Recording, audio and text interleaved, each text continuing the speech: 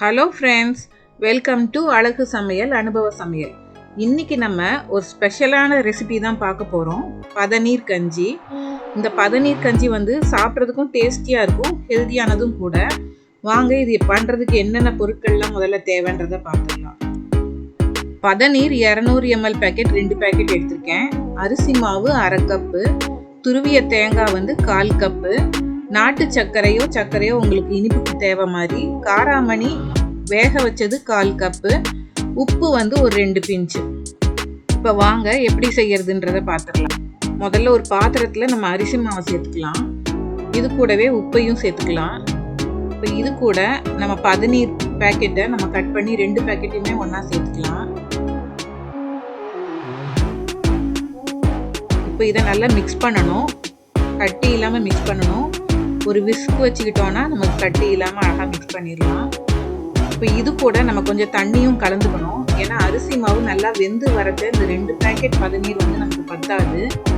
அதனால் இன்னும் 1 டம்ளர் தண்ணி நம்ம கூட சேர்த்துக்கணும்.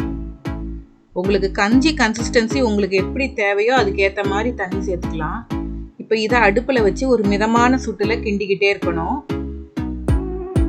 அரிசி மாவு நல்லா வெந்து வரணும். பாருங்கள், இப்போ ஒரு 10லேருந்து ஒரு 15 நிமிஷம் நம்ம கிண்டிருப்போம். இந்த அளவுக்கு நமக்கு கட்டியாக வந்துருச்சு மாவு வெந்து.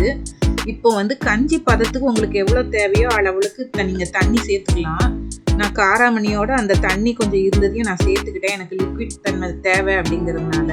இப்போ இது கூட துருவின தேங்காவையும் நீங்கள் சேர்த்து கிண்டி ஆரம்பிச்சிடலாம். இனிப்பு கடைசியில் தான் சேர்க்கணும், இல்லைன்னா மாவு வேகாது முதல்ல நீங்கள் போட்டிங்கன்னா. இப்போ நாட்டு சர்க்கரை நான் சேர்த்துருக்கேன். டேஸ்ட் பண்ணி பார்த்துக்கோங்க. உங்களுக்கு எந்த அளவு இனிப்பு தேவையோ அந்த அளவுக்கு மட்டும் நீங்கள் சேர்த்துக்கலாம். அருமையான ஒரு பதநீர் கஞ்சி ரெடி.